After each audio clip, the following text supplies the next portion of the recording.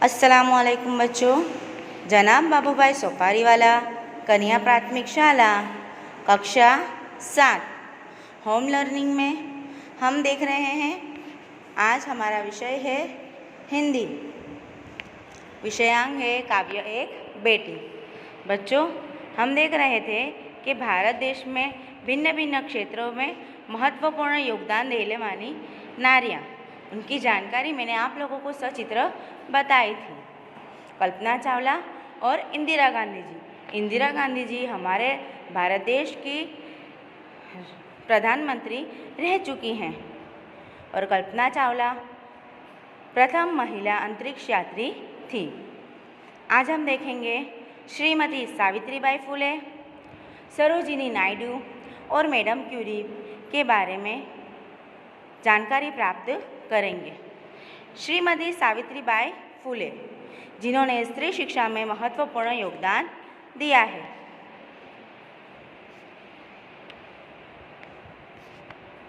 श्रीमती सावित्रीबाई फुले का जन्म 1831 में हुआ था। पति ज्योतिराव फुले से मराठी में शिक्षा प्राप्त की। श्रीमती सावित्रीबाई फुले का जन्म कब हुआ था? 1831 में। उनके पति का नाम था ज्योतिराव फुले। ज्योतिराव फुले के पास से ही उन्होंने मराठी में शिक्षा प्राप्त की।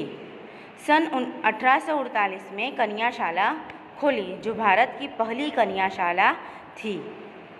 सावित्रीबाई फुले ने सन 1848 में कन्याशाला खोली, जो हमारे भारत देश की प्रथम कन्याशाला थी। इसके पहले हमारे भारत देश में कन्याशाला नहीं थी, जहाँ पर सिर्फ कन्याओं को शिक्षा दी जाती थी। सावित्रीबाई फुले ने यह कन्याशाला खोली, जो हमारे भारत की पहली कन्याशाला कहलाई। पूरा जीवन शिक्षा के प्रचार प्रसार में बिता दिया।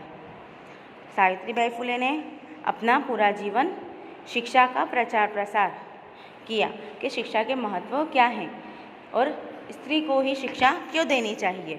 यह प्रचार प्रसार उन्होंने यह जानकारी लोगों तक पहुंचाई थी। वे महाराष्ट्र की प्रथम शिक्षित अध्यापिका थी। सावित्रीबाई फुले महाराष्ट्र की प्रथम शिक्षित अध्यापिका थी। मैडम क्यूरी, भौतिक विज्ञान। मैडम क्यूरी का भौतिक विज्ञान में महत्वपूर्ण योगदान रहा है। आइए देखते हैं। मैडम क्यूरी का जन्म 7 नवंबर 1867 को पोलैंड के वारसा शहर में हुआ था। मैडम क्यूरी पोलैंड के वारसा शहर में उनका 7 नवंबर 1867 में जन्म हुआ था। हाई स्कूल तक की शिक्षा वारसा में ही प्राप्त की। मैडम क्यूरी ने हाई स्कूल तक की शिक्षा वारसा में ही प्राप्त की थी।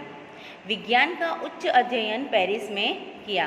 उन्हें विज्ञान में रुचि थी, तो उन्होंने अपना विज्ञान का उच्च अध्ययन पेरिस में प्राप्त किया था। उन्हें यूरेनियम की खोज के लिए सन 1935 में नोबेल पुरस्कार मिला और यूरेनियम की खोज के लिए उन्हें 1935 में नोबेल पुरस्कार मिला।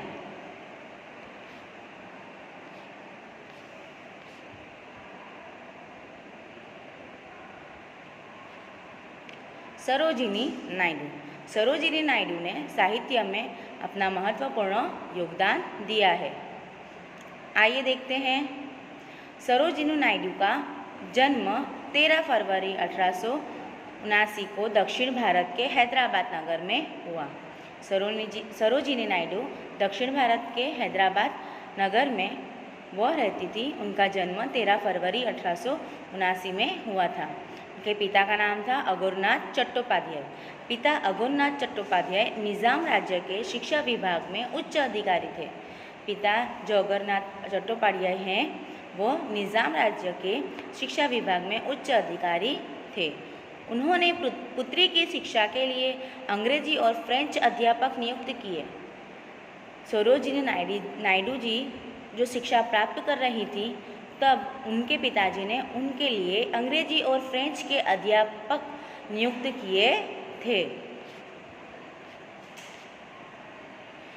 सरोजिनी को शुरू से ही काव्य रचना के प्रति लगाव था। उनके गोल्डन थ्रेशोल्ड और ब्रोकन विंग्स काव्य संग्रह बहुत प्रसिद्ध हुए। सरोजिनी नायडू जो काव्य रचना में बहुत रुचि बता रहे थे तब उन्होंने गोल्डन थ्रेशोल्ड और ब्रोकन विंग्स काव्य संग्रह लिखा था, जो बहुत प्रसिद्ध हुआ भी था। अपने मधुर कंठ के कारण उन्हें भारत कोकिला कहा जाता है। बच्चों, आप लोगों को मैं बता दूं कि सरोजिनी नायडू जी काव्य का पठन भी करती थी। भारत की कोकिला वह अपने कंठ के कारण, मधुर कंठ के कारण पहचानी जाती थी। उन्होंने स्वतंत्रता आंदोलन में सक्रिय भूमिका अदा की। सरोजिनी नायडू ने स्वतंत्रता आंदोलन में अपनी सक्रिय भूमिका भी अदा की। बच्चों, यह तीनों नारियों के बारे में आप लोगों को अपनी नोटबुक में, हिंदी विषय की नोटबुक में एक बार लिखना है और इन्हें याद भी करना है। Thank you.